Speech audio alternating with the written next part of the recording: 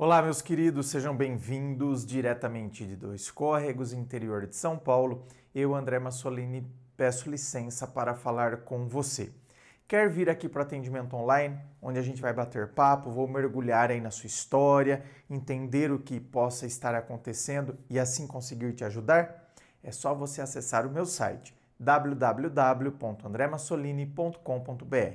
Lá você vai ver todas as opções de atendimento, os valores, tudo certinho.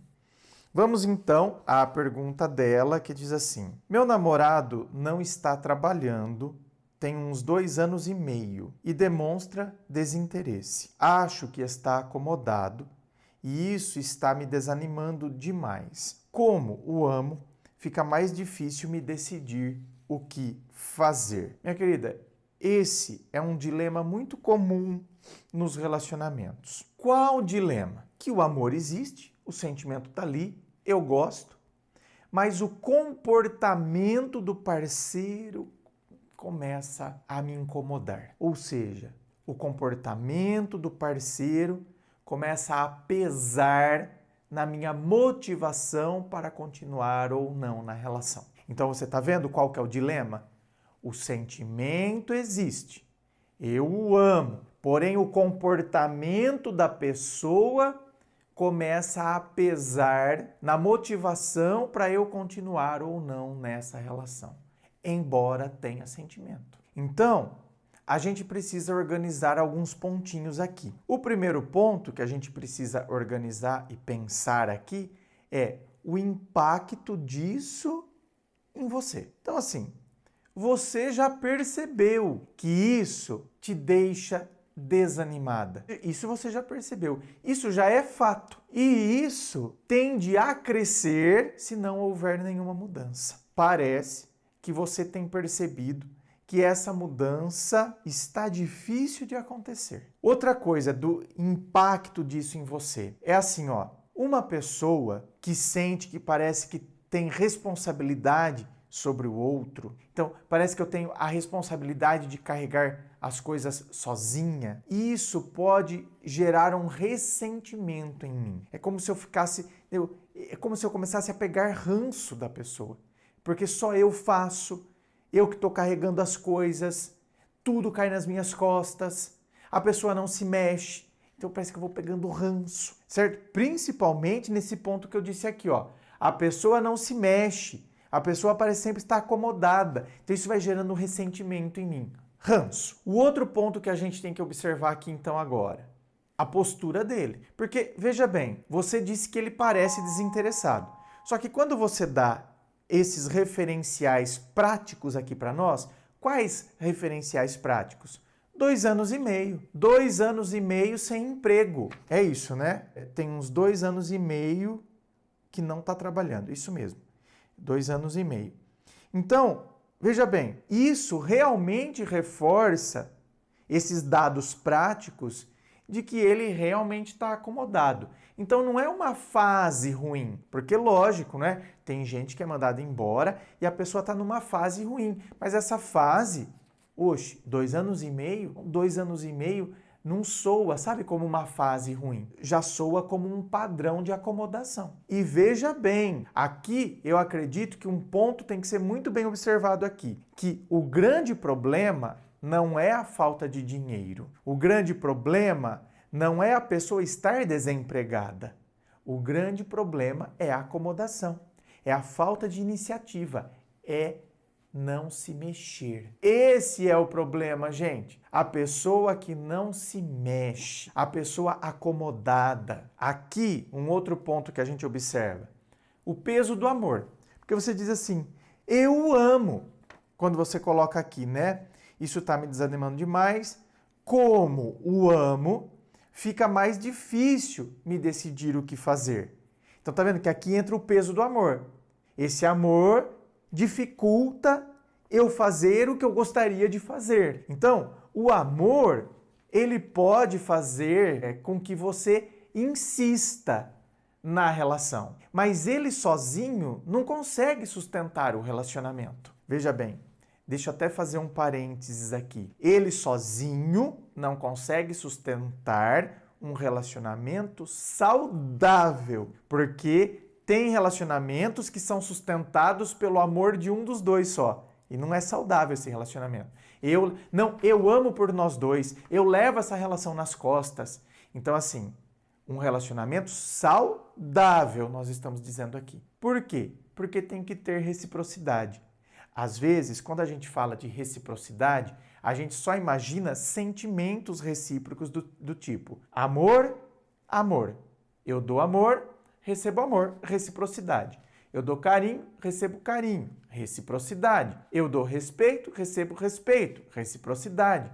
Mas reciprocidade não é só isso. Reciprocidade tem que ter também, no sentido também de iniciativa, de arregaçar as mangas, de projeto de vida, de esforço. Eu me esforço, a pessoa também se esforça. Eu, arregaço as mangas, a pessoa também arregaça as mangas. Então, temos um projeto de vida. É difícil você falar em projeto de vida com uma pessoa parada, acomodada. Como que eu falo de projeto de vida? Tá vendo? A não ser que a relação já tivesse sido originada a partir disso. Como assim? Aquele relacionamento onde, de repente, uma mulher, ela realmente oferece, sabe aquela coisa? Eu te dou casa, comida e roupa lavada. Ou seja, para você estar dentro dessa relação, é uma troca. Mas então, a origem da relação já tem isso. Já foi configurada a partir disso. O projeto de vida da relação já foi projetado a partir disso. Então, tudo bem. É uma relação que foi projetada a partir disso. Onde eu te dou casa, comida e roupa passada. E você vai ficar aí de boa. Esse é o projeto de vida para nós. Aí tudo bem. Então, qual que é o caminho possível para uma situação dessa? Que eu sempre digo aqui, diálogo, a conversa aberta, a conversa franca, e eu mostrar como eu estou me sentindo. Eu estou me sentindo assim. E qual seria o caminho possível? O caminho possível é você se mexer mais, é você fazer mais, é você mostrar que você, quer encontrar um emprego que você... E às vezes não ficar escolhendo tanto. Porque quem está desempregado, muitas vezes não pode se dar o luxo de ficar escolhendo. Enquanto não aparece aquele emprego que eu considero ideal, eu preciso ter outros empregos. Não é assim, gente? Se você não é herdeiro, se você não tem um montante de dinheiro guardado que te sustente para você poder escolher o emprego ideal, sinto muito, mas olha, o que eu acredito que é a realidade da grande maioria dos brasileiros. Eu me lembro lá nos anos 2002, que eu morava em Campinas, que eu saí do seminário, e aí, qual seria o emprego ideal para mim? Enquanto não aparecia o que eu considerava que era o emprego ideal, eu fui, por exemplo, trabalhar num bingo. Naquela época o bingo era permitido ainda, e as pessoas fumavam dentro dos locais públicos, parece algo tão distante, né? Então, o povo lá jogando bingo, fumando, aquilo lá, às vezes você nem enxergava quem estava lá no final do bingo, tanta fumaça. Fumante passivo total. Então, nossa, aquele era o meu emprego dos sonhos? Lógico que não. Eu juro para vocês, eu ia porque eu fui estagiário nesse bingo, estava aprendendo. Então, eu fiquei 15 dias lá estagiando para depois, então, começar de fato a trabalhar. Mas enquanto eu estava estagiando, eu consegui um emprego, fiz uma outra entrevista de emprego na Telesp Celular, na época era Telesp Celular, antes de ser vendida e se tornar a Vivo. Então, tá vendo? Eu fiquei 15 dias lá no bingo e depois eu já fui para o outro. Então, nem cheguei a ser efetivado, de fato, no bingo. Então, gente, tá vendo? Às vezes a gente tem que ter essa conversa muito aberta com a pessoa, mostrando como a gente se sente e o que a gente espera da pessoa. E, por vezes, a gente tem que ter algo mais concreto, sabe? Senão fica 2 anos e meio, já deve estar nisso, você já deve ter tido conversas com ele, então fica algo muito jogado. Às vezes eu tenho que colocar prazos concretos, sabe? Olha, se nada acontecer até tal data, é horrível colocar data, né? Não é muito, agradável a gente colocar uma data, mas tem situações que são necessário. Olha, amor, se a coisa não se resolver até o final do ano, aí depende com que época do ano você tá também, né? Tá em janeiro e vai falar até o final do ano. Então, assim, ó, se a coisa não se resolver até tal situação, até tal data, então eu acho que a gente vai ter que se separar, porque eu não tô dando conta disso. Eu não tô vendo empenho, eu não tô vendo mudança da sua parte. E aí, minha querida, às vezes a gente tem que ter uma reflexão interna, sabe? Eu não preciso expor isso pro outro, por isso que é interno. Então é assim, ó, se daqui 6 meses a coisa não mudar, continuar tudo do mesmo jeito, eu me enxergo ainda nessa relação? Eu me enxergo ainda nesse local? E aí essa resposta, certo? Ela faz com que você consiga começar a perceber se o amor vale a pena essa frustração que você está sentindo. Então, tá vendo? A resposta, daqui 6 meses, daqui 1 ano, a coisa não mudou, eu me vejo ainda nessa situação? A resposta vai te ajudar a perceber se o amor, né, ele sustenta ainda essa frustração, esse desgaste que eu estou sentindo. E aí, para finalizar, eu vou te dizer o seguinte. Presta atenção, minha querida. Amar alguém não te obriga a viver uma relação que te desanima. O amor saudável, ele envolve admirar a outra pessoa. E se isso se perde, se eu passo a não mais admirar a pessoa por causa do comportamento que ela vem tendo, então a relação vai se desgastando e o amor também.